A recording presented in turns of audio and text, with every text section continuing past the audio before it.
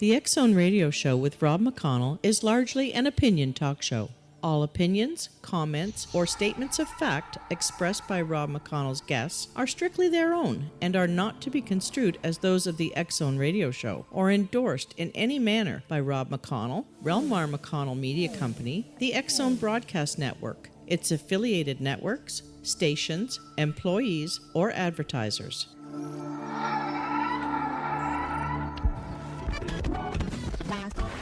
All Hit Radio.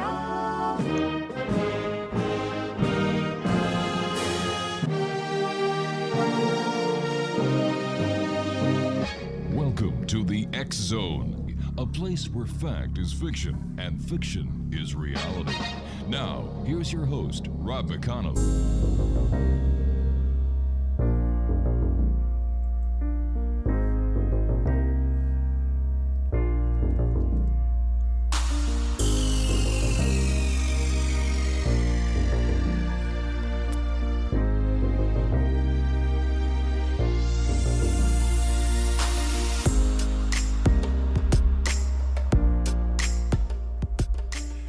And welcome to the X Zone one and all. My name is Rob McConnell, and for the next 4 hours, I am your host. I am your guide as together we cross the time-space continuum to this place that I call the X Zone. It's a place where people dare to believe and dare to be heard. It's a place where fact is fiction and fiction is truly reality. The X Zone comes to you Monday through Friday from 10 p.m. Eastern until 2 a.m. Eastern on the Talkstar Radio Network, Mutual Broadcast Network, iHeartRadio, and of course the X Zone Broadcast Network, as well as now on Simul Radio. And if you'd like to watch the TV show version of our broadcast on the X Zone TV channel, just go to www.simultv.com. That is the only place where you can watch the X Zone TV channel. 7/24/365 with paranormal programming from around the world. X Zone Nation, my guest this hour is Stephen Braude. He is emeritus professor and former chair of philosophy at the University of Maryland, Baltimore County. He is a past president of the Parapsychological Association, editor-in-chief of the Journal of Scientific Exploration, and the recipient of numerous grants and awards, including a fellowship from the National Endowment for Humanities and the prestigious F.W.H. Myers Memorial Medal from the Society for Psychical Research. His earliest research was in logic and philosophies of language and time. After that, he shifted focus to the evidence for psychic phenomenon to see if it would provide new insights into traditional problems in the philosophy of science and the philosophy of the mind. Joining me now is Stephen Braude. And Stephen, welcome to the X Zone. Thanks very much. Thanks for having me. It's my great pleasure, sir. I was wondering if you could tell us, what was it that intrigued you into investigating the paranormal? Or researching, I should say. Well, it's an embarrassing story, actually. It all began back in graduate school when I considered myself to be a kind of hard-nosed materialist. Mm-hmm. Not for any particularly good reason. It was just the kind of intellectual conceit I was cultivating in those days. And it was a slow day in Northampton, Massachusetts, and a couple friends came over. We'd seen the only movie in town. And they said, let's play this game called Table Up. What they meant was, let's have a seance. Now, none of us knew anything about parapsychology, but my friends had played this so-called game a number of times, and they said when it worked, it was a lot of fun. So for the next 3 hours, to my astonishment and horror, actually, in my own house with my own table, I saw my table tilt up and down without any means of support as far as I could determine. We were standing next to the table. If one of my friends left to go to the other room, it would still rise under our fingers. It was rising in the wrong direction to be explained in terms of muscular movement. But I didn't know anything about parapsychology. I was busy writing a dissertation on temporal logic. I didn't want to screw up my budding philosophical career. Right. So I knew I couldn't really talk to my mentors about this, so I put it out of mind until I finished my PhD, got a job, and got tenure. And by that time, I had made something of a reputation for myself doing logic and the philosophy of language. And I realized at that point, given the joys of academic freedom that tenure was supposed to provide, that if I was an honest philosopher and intellect, I needed to really come to grips with this thing that had happened back in grad school. And I knew at that point that some important philosophers had taken parapsychology seriously. So I read what they had to say. I decided that indeed there was really something worth sinking my teeth into. And so I started investigating it for myself, and after a while cranked out 6 books. Wow. What kind of, or what sorts of cases have you focused on? Well, I'm a psychokinesis junkie.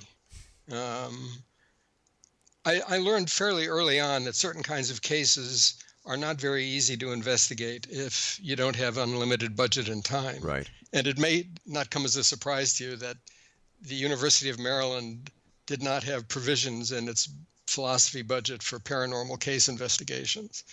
So that meant doing haunting investigations or poltergeist investigations was really not a smart use of my time.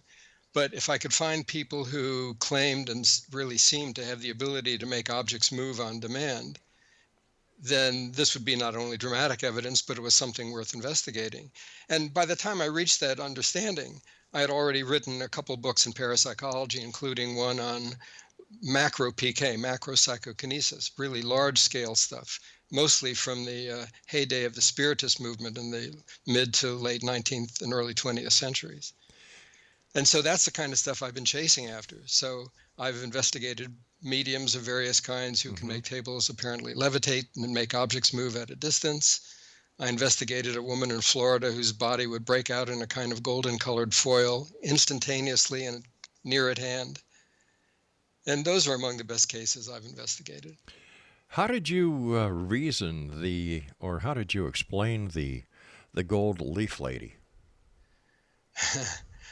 Well, I don't know how to explain it in terms of what's going on physically. Right. I mean, there are 2 leading scientific explanations or quasi-scientific explanations. One would be that it's a materialization. It's something that she's creating de novo, just out of nothing, seemingly. The other possibility is that it's what's known as an apport, where something is moved from one location and reappears somewhere else. So there are lots of similarities between apports and materializations, but the basic difference is that in materializations, things are created anew, and in apports, they're just moved. But what I believe I can explain is what was going on psychologically. I think I understand the psychogenesis of the phenomena. And what I'd say about that is that the woman in this case, her name is Katie. In many ways, she's a classic poltergeist victim. And what we know about poltergeist victims is that although they're usually teenagers or adolescents, they're not always so. And the received view about poltergeist victims or agents is that they have all these intense emotions and no convenient, conventional way of expressing them. And so they come out as a kind of brute psychic flailings about, and things will shatter, fly around, and so on. Now, it's not just teenagers or adolescents who have deep emotional problems. Marriages are fertile grounds for those too, as I can personally attest. And Katie's psychic abilities, which are considerable and many, didn't emerge until her second marriage, which by all accounts has been a very difficult marriage. And so she started out having poltergeist-like phenomena occurring around her. Objects were rearranging themselves, appearing and disappearing.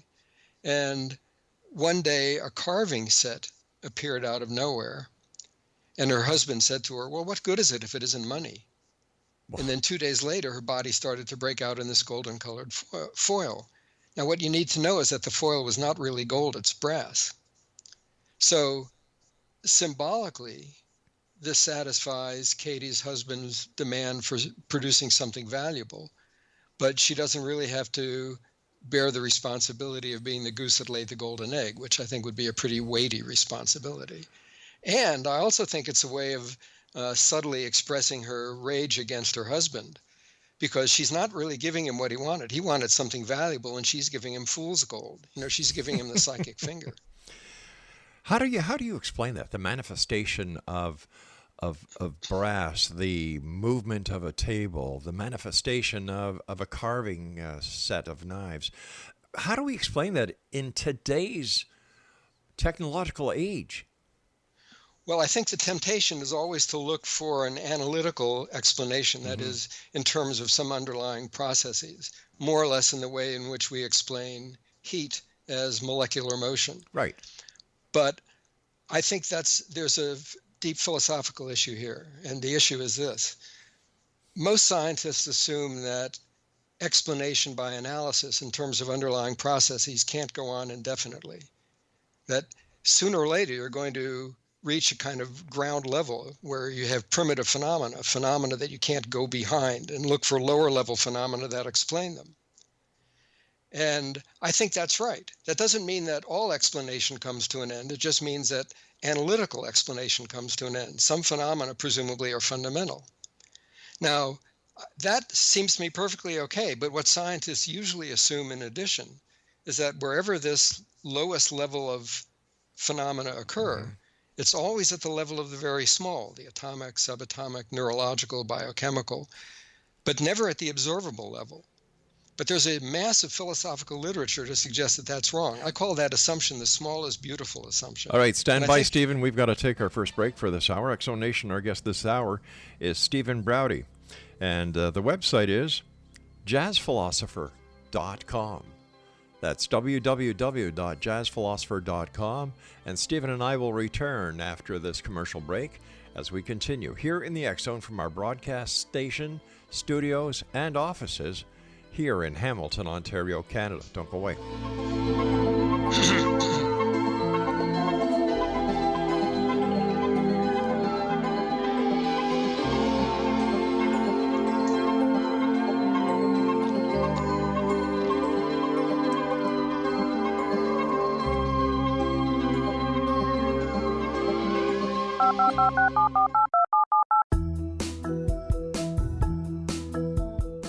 Did you know that when you're on the road with limited data or Wi-Fi, you can still listen to the X Zone radio show with Rob McConnell, The Science of Magic with Gwilda Wiyaka, X-1, Dimension X, Space Patrol, and every minute of the X Zone broadcast network by calling 213-401-0080, courtesy of Audio Now. No smartphone, app, or internet needed. It saves your data plan and it's free if you have unlimited minutes. Call 213-401-0080 to listen on any phone, anytime, anywhere. Remember 213-401-0080 for the best of the paranormal, parapsychology, and sci-fi radio programming anywhere, 24/7, 365.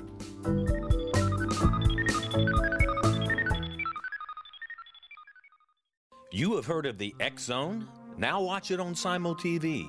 Plus 500 video games, live TV channels, free video on demand, worldwide, and more. Does this sound like tomorrow's television? Well, it is, but you can have it today, right now. It is Simul TV. Simul TV offers what the others only wish they could provide.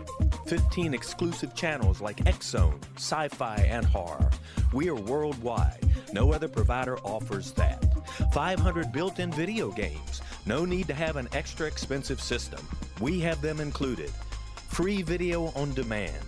Live streaming events from around the world. Interactive online network, and much more. Tomorrow's TV today. Simul TV. Sound too good to be true? Well, it's not. You can have Simul TV today. Sign up at simultv.com. Do it today.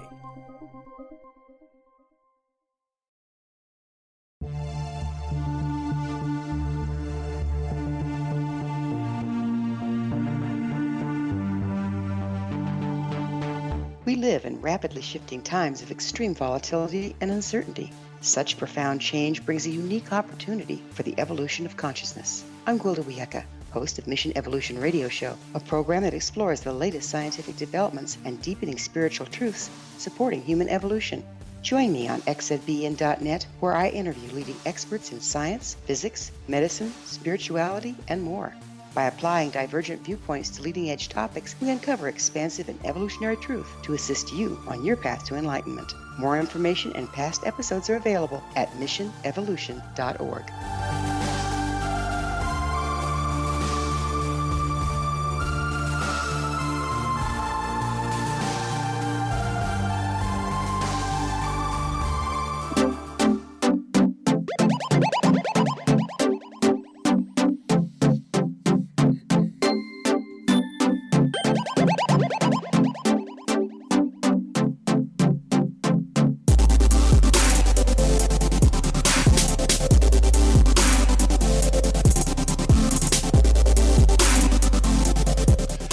Welcome back, everyone. Stephen Braude is our special guest this hour, and his website is jazzphilosopher.com. Have you investigated anything that, or any event that many reported to be real, but turned out to be fraudulent? Oh, yes. Excuse me. Yes. Obviously, it has me choked up. I investigated a medium in Germany. This is Las Vegas throat, so pardon me. It's all right. A medium in Germany named Kai Müge, who's a physical medium. He's what's known to many as a mixed medium. That is, some of his phenomena, I believe, are genuine and some are not. It's a phenomenon I think I understand. There can be many reasons, especially if you're making a living doing mediumistic things, that you might sometimes need to help the phenomena along. But I investigated Kai over several years, and I've observed some things that were pretty impressive. I mean, for example, objects were moving at a distance from him, way out of arm's reach, while I was draped all over him. That is, I was controlling both his arms and legs and almost lying on his lap. Nevertheless, things were moving at a distance. I've observed some pretty impressive table levitations where tables were not only levitating fully, but they'd be aloft for like 20 seconds and were swaying back and forth to the rhythm of music that was playing in the background. On the other hand, we know that Kai has cheated on some occasions, and some of his phenomena are very suspicious. I tested him in Austria over a series of seances, and we got some interesting phenomena, including a good table levitation, but we weren't able to fully convince ourselves that the ectoplasm that he was pulling out of his mouth hadn't been concealed somewhere else, even though I did a strip search of him. I mean, I don't know how deeply you want to get into this. I didn't do a full cavity search. And the reason that's relevant is, well, first of all, I didn't do a full cavity search because that really doesn't fall within my areas of expertise. And it matters because there was a Hungarian medium at one point, and I gather there have been others, who actually was hiding various sorts of things in his rectum and could retrieve them and then put them back later on. That just didn't wreck him. It nearly killed him. It didn't kill him, but he apparently was unusually versatile. I would imagine. Why do people get conned?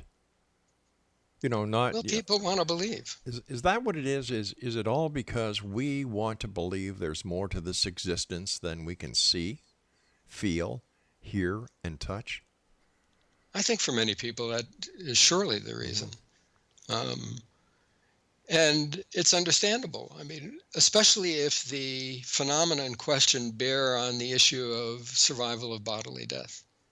Because I think in our heart of hearts, most of us want to believe that this physical life is not the end of all things, and that maybe after we die physically, we'll be able to reunite with our friends, or take vengeance on our enemies, or if maybe just get our hair back. Hence the creation of heaven and hell. Yes. How do you think people communicate with those on the other side, those who have passed? Do you believe that is possible? I'm certainly open to it. One of my books was on the evidence for survival of bodily death. And my own position is that it depends which day you ask me. Okay, that's fair enough. And the reason I say that is there are various alternate explanations that we have to consider, and some of which are extremely difficult to rule out. The one that's most difficult to rule out is the hypothesis that the phenomena are all produced by psychic functioning among the living that just simulates the evidence of survival. And it's very difficult to rule that out, because even if you believe that post-mortem survival occurs and there's evidence for it, you need to suppose that the very same kind and same degree of psychic functioning is going on between the dead and the living. So, for example, if a medium claims to be in touch with my deceased Uncle Harry, and Uncle Harry says to me through the medium that he's glad to know that I'm happy in my new job. Now, if I hadn't spoken about my new job, you need to consider, well, how does the deceased Uncle Harry know what I'm thinking? That has to be explained in terms of pretty good telepathy. And how does the medium know what Uncle Harry is saying? That also has to be explained in terms of telepathy. So, and in addition to that, if the medium provides verifiable information, I mean, if Uncle Harry says, there's a secret will that I hid in a secret compartment in my desk, and nobody alive knew about that by normal means, and we can verify that, then that very same information was available to us through clairvoyance. So it's virtually impossible to rule out the living agent psychic functioning explanation or alternative explanation for survival. Years ago, I had a psychic, a medium, come on the show. And we came back from a commercial break, and she said, Rob, I have a message for you from the other side. I said, could you share it? Certainly. On air with your audience listening? I said, I have nothing to hide from my audience. So she said, all right. The message is from a young lady, your sister, who is on the other side. And she wants me to tell you that she's with you all the time. And she went on and painted a beautiful picture over the next 6.5 minutes. And then I had to break the bad news to her that I'd never had a sister. And at the time we were using a shotgun and a toilet flush to say goodbye to guests that we found anything but credulous. And another thing, we used to go to all the psychic fairs between Toronto. Oh my gosh, we went to Ottawa, we went to Kingston, we went all over Ontario, even down to Las Vegas, Florida, doing the show from these different psychic events. And after a while, you get to see the same psychics at the same fairs. And I would see the same people go from one psychic to the next, one psychic to the next, one psychic to the next, until they went to a psychic and they walked away out of the psychic fair. And I learned later on that this was because they got the answer that they wanted from the fifth psychic. How can anyone know who is legitimate when it comes to soothsayers or practitioners of any divination within the paranormal, and who's a con? Well, for one thing, if they're not giving you any verifiable information, which nobody has normal access to, then you don't even know if they're genuinely psychic at all, whether or not their information is coming from the deceased. So the kind of message you got is really useless. Right, but if you're one of those people, I'm a skeptic. You know, I'm a journalist. I'm an ex-police investigator. I want proof. I want evidence. If I cannot touch, see, feel, smell any of the actual physical evidence, to me, it goes into the category of, But with today's technology, getting information is very easy. But what I have learned is that the power of belief is the strongest power in the universe.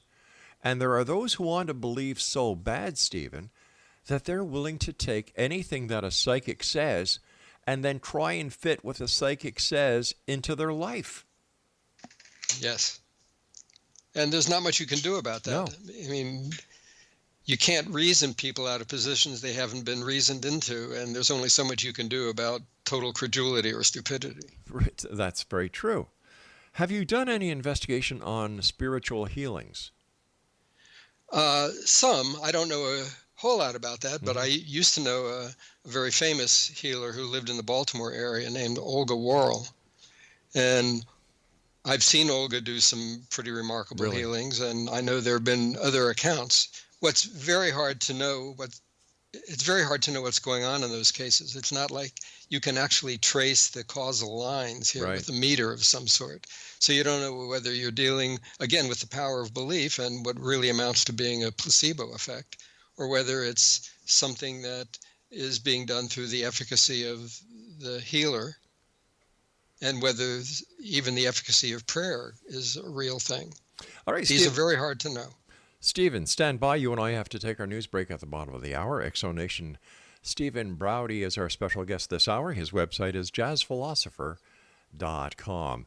Now, the the X Chronicles newspaper is available for one and all with our compliments at www.xchroniclesnewspaper.com. We've been publishing it monthly since 1990. Right now, it's 92 full pages in color. You can read it online and you can download it. You can even go on to Amazon.com and buy a printed copy.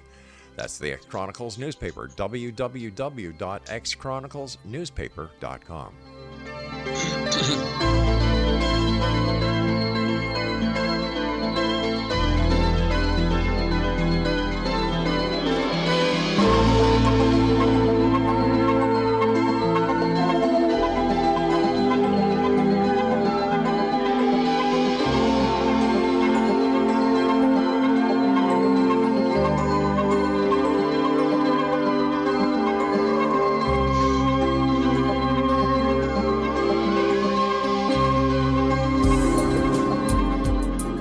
Broadcast studios in Hamilton, Ontario, Canada, to the world and beyond. You're watching the X-Zone Broadcast Network, www.xzbn.net.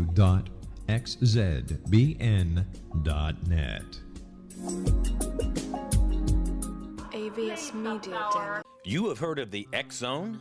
Now watch it on Simul TV, plus 500 video games, live TV channels, free video on demand, worldwide, and more. Does this sound like tomorrow's television? Well, it is, but you can have it today, right now. It is Simul TV. Simul TV offers what the others only wish they could provide. 15 exclusive channels like X-Zone, sci-fi, and horror. We are worldwide. No other provider offers that. 500 built-in video games. No need to have an extra expensive system. We have them included. Free video on demand. Live streaming events from around the world, interactive online network, and much more. Tomorrow's TV today. Simul TV. Sound too good to be true? Well, it's not. You can have Simul TV today. Sign up at simultv.com. Do it today.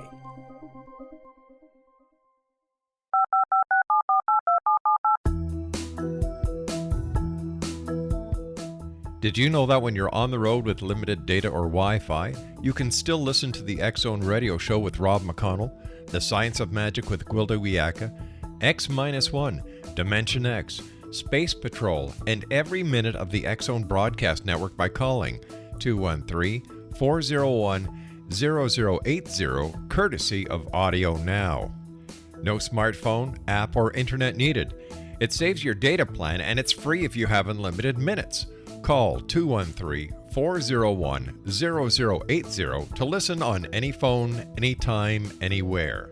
Remember 213-401-0080 for the best of the paranormal, parapsychology, and sci-fi radio programming anywhere, 24/7, 365.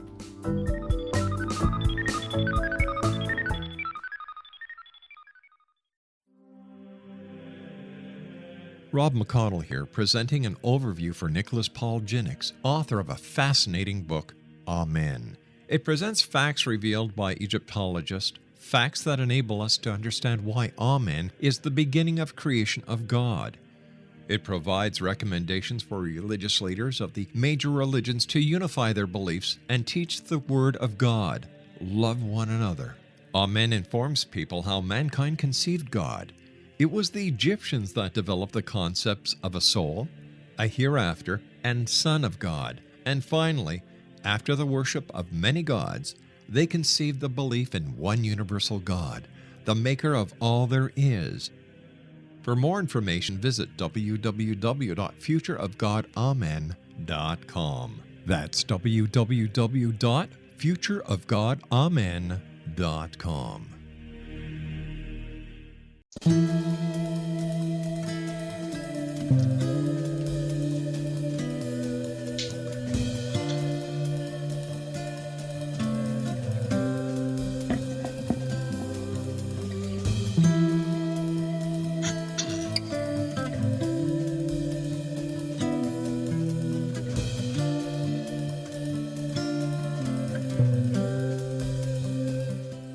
Exonation, Stephen Braude is our special guest. His website is jazzphilosopher.com. And besides writing over 100 published articles, Stephen has written 6 books: ESP and Psychokinesis, A Philosophical Examination, The Limits of Influence, Psychokinesis and the Philosophy of Science, First Person Plural, Multiple Personality and the Philosophy of the Mind, Immortal Remains, The Evidence for Life After Death, and The Gold Leaf Lady, and Other Parapsychological Investigations. Once again, www.jazzphilosopher.com. And his latest book is Crimes of Reason. Tell us a little bit about Crimes of Reason, Stephen. That's a collection of essays, some of which are brand new and some of which are updates and minor revisions of what I believe are some of my better articles. And it's the kind of book you get to write toward the end of your career, where you want to bring things together and show connections between various essays that otherwise might not be so apparent. But it deals with a lot of things. It deals with various philosophical problems about how we explain psychic phenomena or just any psychological phenomena, problems about paranormal research and why it's almost ludicrous to be doing laboratory research in parapsychology. That's one of the themes.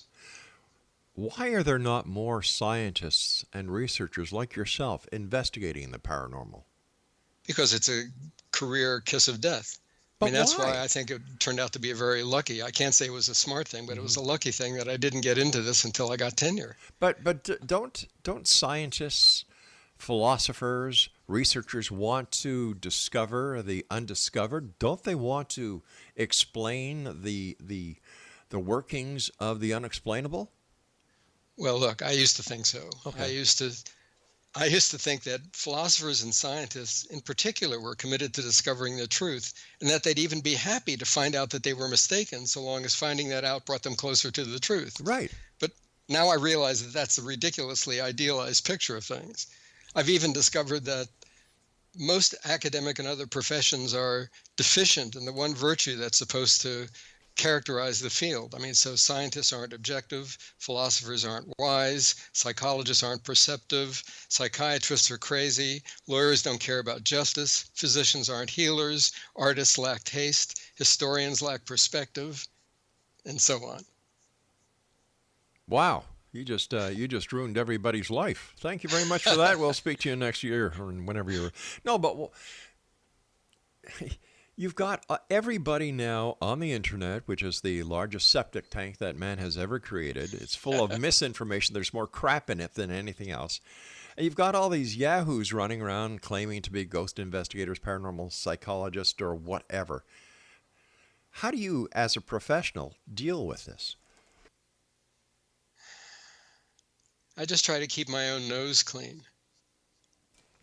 Does it work? I mean, people are going to resort to guilt by association, no matter what I do. So they can't really very easily impugn my actual work. They can only, I think, impugn what I've done by associating me unfairly with people who do unsatisfactory work or just sleazebags. What's your take on ghosts and hauntings?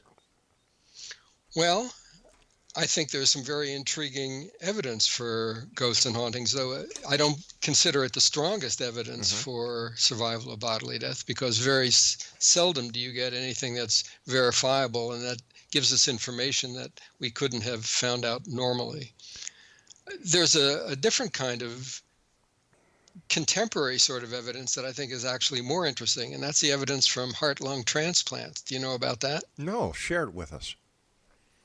In many cases, recipients of new hearts or lungs have taken on personality characteristics of the donor, whom they knew nothing about. And some of these cases are particularly intriguing. So, for example, a young man received, I think it was a heart transplant from a lesbian painter. And after the surgery, he suddenly developed an anomalous interest in art. He would spend hour after hour in art museums. He started carrying a purse. And his girlfriend reported that he started making love to her in a way that was completely different from the way they used to make love. And that seemed to suggest the knowledge of female anatomy that he had never displayed before. Oh, for a minute there, I thought you were talking about Bruce Jenner. How do we explain this? Is it something to do with the introduction of the new cells into the body, that the cells of the organs that are being transplanted retain a memory of the existence of the original owner? I know a lot of people think that, but I actually believe that explanation presupposes a totally incoherent view of how memory works. I have an even more exotic explanation. Okay, let's hear it. What we say about hauntings is that these are cases which, if genuine, are cases where departed individuals hover around a location that maybe was meaningful to them in their embodied life. So it seems to me that perhaps we can look at these transplant cases as instances where the deceased hover around their still living vital organs. And one of the cases I find particularly suggestive has to do with a young boy, a very young boy, who received a new heart from a tragically deceased another young boy. And, children who haven't yet been polluted by what adults tell them is real or possible may have a truer sense of what's really going on. And the way this young heart recipient described what was going on is that the deceased, named Jerry, was with him. And sometimes he would just give himself over to Jerry and let Jerry take control of the body. So, for example, when the young boy Carter was introduced to Jerry's parents for the first time, he let Jerry take over, as he described it. And Jerry ran to the parents and nuzzled up the way that he used to. So it may be that this child was actually experiencing things more the way they are and not the way we'd like to think they are. Is it possible that the child was just happy to be alive and understood that these were the parents of the child who made it possible for him to live? Run that past me one more time. All right. You said that the child ran to the parents and Yes. hugged them because he allowed Jerry to take over his body, I guess. Yes. Is it possible that the child in reality was just being thankful for the fact that this mother and father had Jerry, and that thanks to Jerry, even though the loss of Jerry was sad for the family, that because of Jerry's death, this child is alive, and he was thankful?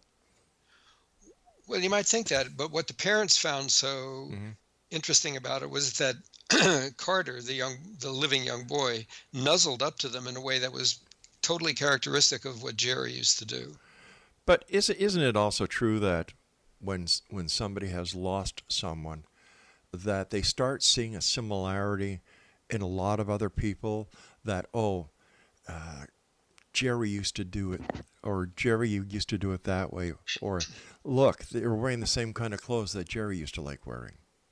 You're absolutely right. It could be a lot of wishful thinking on the parents' part. Right. I still find it more interesting that this young boy Carter is the only heart-lung recipient I know of in these cases to have described the phenomena in just this way. And we do know from other investigations that children seem to lose their ESP abilities as the educational system strangles them. And so I'm inclined to give a certain degree of otherwise unexpected credence to what this young boy Carter had to say.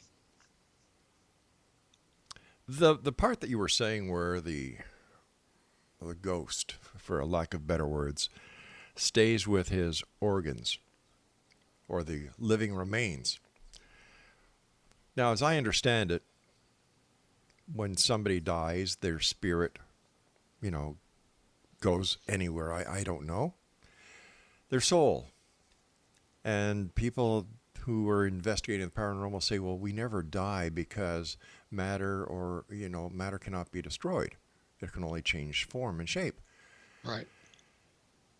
So how do we know that, or why is it possible, how is it possible that this matter that has been freed from the meat suit that we all wear would retain the memories, retain the size, remain contain the stature and the ability to go where these parts are? That I find amazing.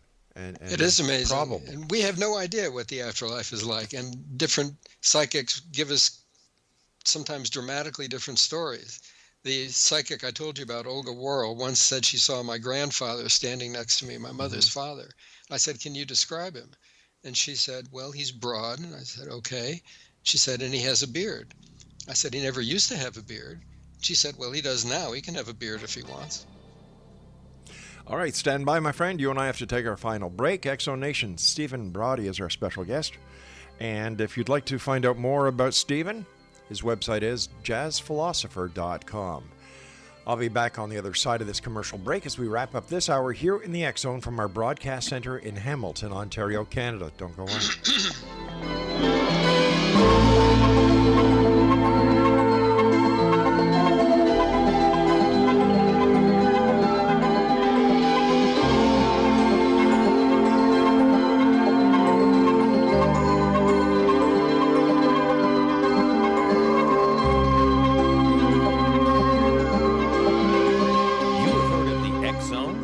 Watch it on SimulTV, plus 500 video games, live TV channels, free video on demand, worldwide, and more. Does this sound like tomorrow's television? Well, it is, but you can have it today, right now. It is SimulTV. SimulTV offers what the others only wish they could provide. 15 exclusive channels like X-Zone, Sci-Fi, and Horror. We are worldwide. No other provider offers that. 500 built-in video games. No need to have an extra expensive system. We have them included. Free video on demand. Live streaming events from around the world. Interactive online network, and much more. Tomorrow's TV today. SimulTV. Sound too good to be true? Well, it's not. You can have SimulTV today. Sign up at simultv.com. Do it today.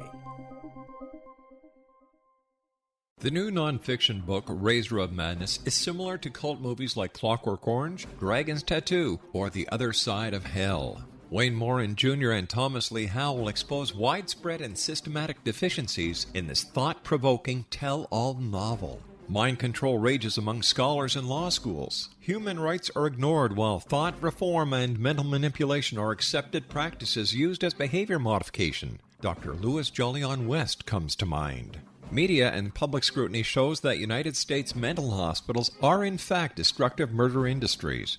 Razor of Madness expose novel details this epidemic through an in-depth professional and personal investigation. For decades, there has been a revolving door policy that still releases killers and pedophiles back into society. The maestro of mind control continues to haunt America to this very day. Razor of Madness is available in paperback or as a downloadable ebook at Amazon.com.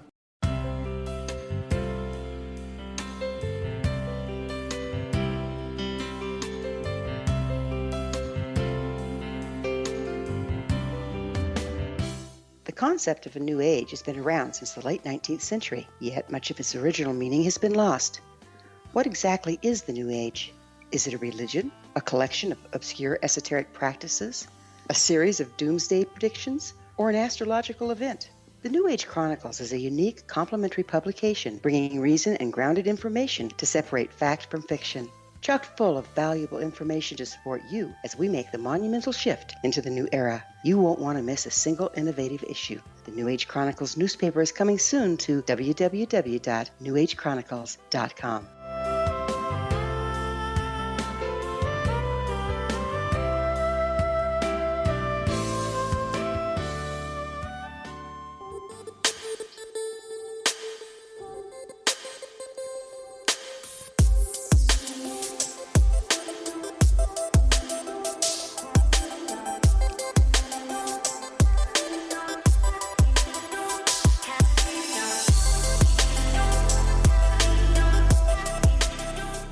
Stephen Braude is my special guest this hour, Exonation. His website is jazzphilosopher.com. First of all, Stephen, thank you so much for joining us tonight. It's been a great pleasure talking to you, and thank you for all the research and all the investigative work that you've done into the field of parapsychology. Well, thank you very much. Let me ask you something, Stephen. Have you've investigated near-death experiences? Not with the same vigor that I've investigated psychokinetic phenomena. And the reason is that it's very hard to investigate NDEs because you don't really, even if you get very interesting reports from the NDEer about what transpired while they were presumably clinically dead. Right. You can't really reliably timestamp when those experiences occurred, whether there was some residual bodily activity or cortical activity going on, or when exactly it was happening. Was it happening when they were just coming out of the most dead part of that clinical death? And they weren't really dead anyway. Since we cannot depend on the scientific community and other professionals to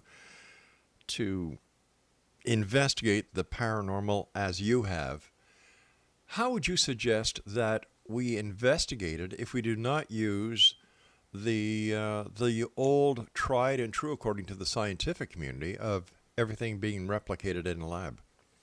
Well, I'm glad you asked that. See, I think that laboratory research in parapsychology, although I think it has provided us with good evidence that something or other psychic is going on, we can't really learn much from it because we have no idea what kind of real life capacity or ability we're trying to bring into the lab and whether it's even appropriate to bring it into the lab in the first place.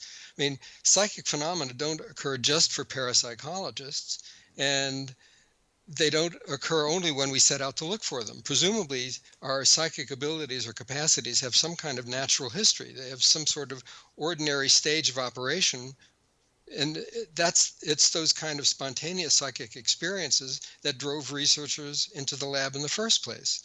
So I've often urged that what we really need to do is to find people who really are better at the kind of naturalistic investigation we need to do first to find out what kind of capacity our psychic functioning is and whether it's even appropriate to investigate it under laboratory conditions. There are lots of human capacities that we know are genuine and which can't really be studied profitably in the lab, like wit or sensuality. Or, I mean, this is something that my students used to call the fart factor. I mean, there are all sorts of things we can do in real life, but not just on demand. They're very situation sensitive. Right. Most of our capacities are situation sensitive. Even the capacity to produce endorphins, to resist pain, to breathe deeply. So I've often urged that what we really need to do is to start by looking at people who are unusually lucky or unlucky, particularly unlucky people. There's a well-known Yiddish distinction between a schlemiel and a schlemazel. A schlemiel is someone who spills soup on himself, and a schlemazel has it spilled on him. So the idea is that schlemazels are these unlucky souls. They're victims of the universe at large, or impersonal forces. And they really exist. I was actually married to a schlemazel at one point, and she was part of a family of schlemazels. And I even lived next door to a family of schlemazels, this couple. It seemed that they lived in a consumer hell. Everything they bought was defective. Electronic equipment would fail to work right out of the box. A solid wooden rocking chair broke within their first week of ownership with their infant son sitting on it. Oh, my gosh. Their cars were always in the shop, even though they had brands noted for their reliability. And my favorite example of their schlemazelness, if that's even a word, was the wife bought a large poster-sized photograph of what she thought was the Golden Gate Bridge. She framed it and hung it on her living room wall. And I had to tell her, that's the Brooklyn Bridge. Oh, my gosh. So here's a woman who both literally and figuratively bought the Brooklyn Bridge. One of the books you wrote is entitled Immortal Remains on the Evidence for Life After Death. What's your general position on the topic? My general position, at least the one I reached by the time I got to the end of the book, was that there is some evidence that I think is very hard to explain away, even if you take fully into account the living agent psi alternative. But it's not a slam dunk case. what we would need for a slam dunk case that would really mean something to the academic and scientific communities would have to be much more dramatic and compelling than what we've been able to get so far. I mean, we've got some really interesting cases, some very great mediums who were able to provide very intimate kinds of details about the deceased over and over for a period of many years, like Mrs. Piper in America. But none of these are slam dunk cases. So while I think there's some reason to believe that we survive bodily death, at least some of us do, and for not eternally, there's no evidence that we live forever. So there's some evidence that some of us seem to survive for at least a limited period of time. Is reincarnation possible? I consider that one of the options that we have to consider. Again, there are some very good and intriguing cases. But again, it's not easy to rule out the living agent psi alternative. And one of my disappointments with the literature on reincarnation is that the people involved in the cases are not explained in any psychological, or not described in any psychological depth. So they come off as psychological stick figures, and you can't really evaluate the living agent alternative unless you really dig deep under the surface. And sometimes when you do, you find out reasons for thinking that the living agent alternative is actually a very compelling one. I give a good example of that in my book, Immortal Remains. In your opinion, is there a connection between the paranormal and other facets of parapsychology and, for example, in the world of alien abductions, UFO sightings, Bigfoot sightings, Loch Ness Monster, and other phenomena? Can we lump it in, or is it associated, affiliated with the parapsychological events that seem to be going on around us at all times? It's a good question. I'm not sure. I thought you were going to ask something else. I mean, what I would say is that one of the reasons I wrote a book on multiple personality was that as I was getting older, or more chronologically challenged, and knowing that I'd have to write a book one of these days on survival, I also knew that a lot of people suffering from multiple personality disorder or dissociative identity disorder look a lot like what you see in cases of mediumship. And so I knew I couldn't really do a decent job of evaluating the evidence for postmortem survival until I had a pretty firm grasp of the evidence about multiplicity and the history of hypnosis and dissociation.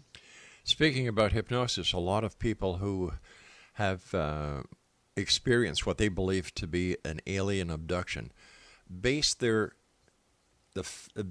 stories after they have had regressive hypnosis. Is regressive hypnosis credible? It's not reliable for sure, because it unleashes realms of creativity that we often didn't know we had in us. And people who are that suggestible might be picking up all sorts of subtle cues. And people who seem to be regressed there's some very interesting cases where it looks like they're not really regressed at all. They're just simulating what they think a regressed person would look like. There have been some very careful experiments done with this by Martin Orne from Harvard. So why do a lot of people believe in hypnosis, past life regression? Once again, is this a sign of the times? Well, that's been going on for some time. And I mean, hypnosis is not a direct route to the truth. It's often a direct route to psychic creativity. Do I have time to tell a story? Yeah, we've got about a minute and a half. Okay. David Spiegel, a psychiatrist from Stanford, was approached by a TV anchor woman in San Francisco. She said, some of these channels or mediums out here have to be genuine. And Spiegel said, show me anybody who's highly hypnotizable and I'll turn that person into a medium or a channel. And so she volunteered her cameraman. And Spiegel made this movie where he hypnotizes this cameraman, and suddenly the guy changes his affect totally. And he starts speaking in this flat voice as if he's an intergalactic communicator. He says something like, greetings, friends. My name is Zantac, and I bring you greetings. And it doesn't show that all mediums are creative constructs, but it shows why that's not an empty issue. What are your final thoughts for the members of the X-Zone Nation tonight? Wow. Be very careful what you believe. And like I said at the beginning, belief is the strongest power in the universe. If you believe it, it'll happen. Stephen, I want to thank you ever so much for joining us. Continued success, and I would welcome the opportunity at any time to have you back on the show. Thanks very much. I look forward to that. You take care of yourself, my friend. X-Zone Nation, Stephen Braude has been our guest. He is the emeritus professor of philosophy at the University of Maryland in Baltimore County. And his website is jazzphilosopher.com. And the next time Stephen's with us, we'll have to ask him about his connection with jazz. This is the X-Zone. I am Rob McConnell. This is a place where people dare to believe and dare to be heard. And we'll be back on the other side of this news break as we continue right here from our broadcast center and studios in Hamilton, Ontario, Canada. Don't go away.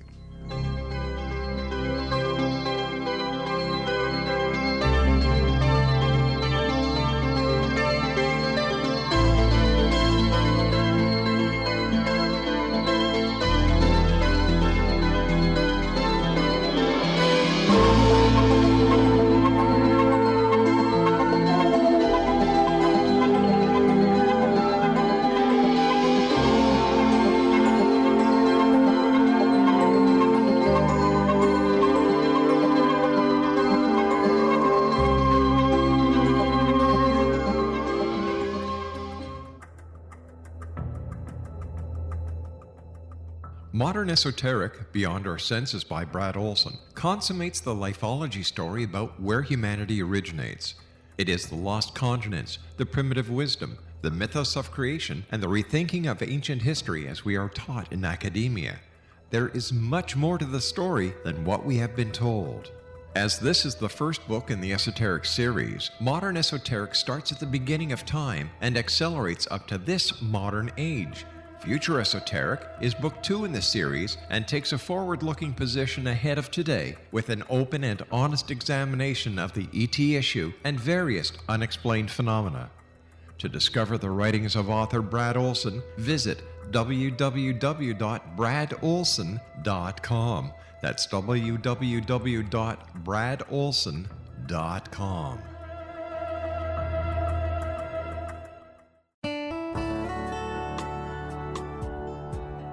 Are you or is someone you know struggling with addictions, depression, anxiety, relationships, low self-esteem, lack of confidence, grief, success, and prosperity? Do you know that your subconscious belief plays a big role in the outcome of your hard work?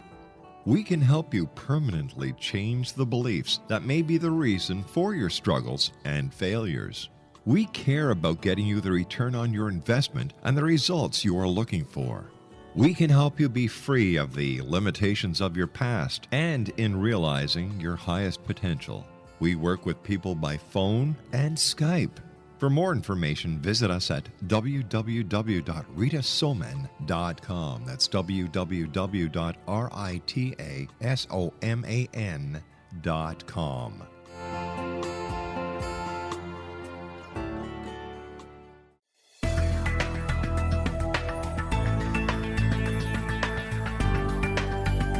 Do you think you have energy problems in your home? Do you feel better when you're away than when you're home? Joey Korn is a global leader in the world of dowsing who specializes in personal energy clearing and space clearing. He can help you create an ideal energy environment in your home no matter where you live in the world. Learn about his remote spiritual house cleaning services and much more at www.dowsers.com. You can get Joey's book, Dowsing, A Path to Enlightenment, as well as other dowsing books and tools, Kabbalah books, and Walter Russell books.